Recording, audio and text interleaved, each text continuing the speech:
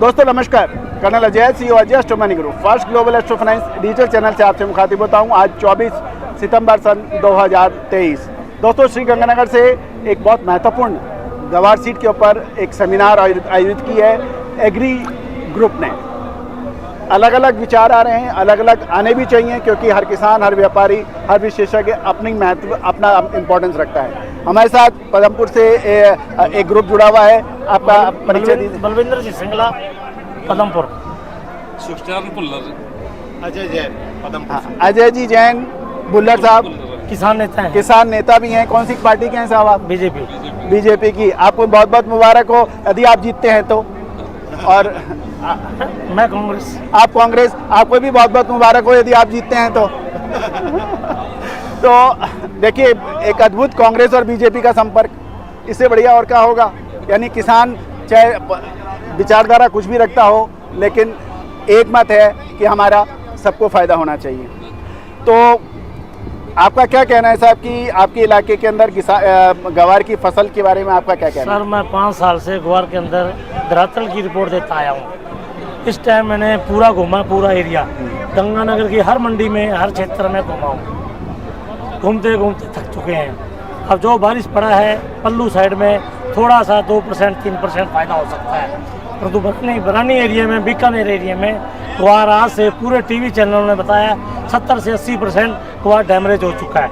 आज वही आदमी ये कहते हैं, किसान अभी आपके सामने किसान बोल रहे थे कि उस 80 लाख 90 लाख बोरी कि कम से कम होगी। मैं परंतु ये चैलेंज कह रहा हूँ ये 50 लाख से 45-50 के बीच में फसल आएगी। Okay sir. अच्छा, कांग्रेस नेता हो गए, अब हम बीजेपी नेता के ऊपर ले लेते हैं। तो सब आपका क्या कहना है कि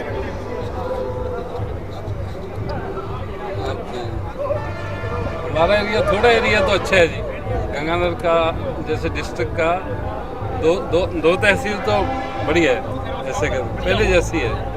बाकी तो सूरतगढ़ से आगे तो है ही नहीं, साफ है। मैं भी मतलब देख के फसल पहले जैसी है, कोई खास फर्क नहीं है। पदमपुर हमारे डिस्ट्रिक्ट, आधे डिस्ट्रिक्ट में ही है। अच्छा। आगे नहीं है, आधा डिस्ट्रिक्ट खाली हो गया। रुद्र में जाके आए, बाबा रामदेव राय आगे जैसलमेर बाढ़ में रुद्र भी देखे हम। अब कितनी बारिश हो, कुछ नहीं हो सकता। तो इनका कहना यह है कि कुछ भी बारिश हो जाए कुछ नहीं होगा। जैन साहब आपका क्या कहना है? सर मैं ये कह रहा था कि जो हमारे एरिया के अंदर फसल है वो ऑल ओवर जितना भी एरिया आप ग्वार का बेल्ट है उसके अंदर जो हमारा एरिया जो पड़ता है वो एरिया के अंदर सबसे अच्छी फसल का सारा अनुमान आ रहा है। और मैं ये मानता हूँ ये बात सही भी है, हमारे एरिया के अंदर फसल अच्छी है ग्वार की। लेकिन ऑल ओवर जो फसल है उसका डाटा जो ये दे रहे हैं, ये मेरे को ये लग रहा है कि ये फसल 50 लाख के आसपास ही बैठेगी। क्योंकि जो बीकानेर जैसलमेर एरिया के अंदर जो गर्मी पड़ी है 45-50 दिन लगातार, जो बारिश नहीं हुई, इतना बड़ा गैप जो बारिश का रहा है, जो पहले कभी आज तक नहीं इतना गैप रहा, उस गैप के अंदर नुकसान हुआ है।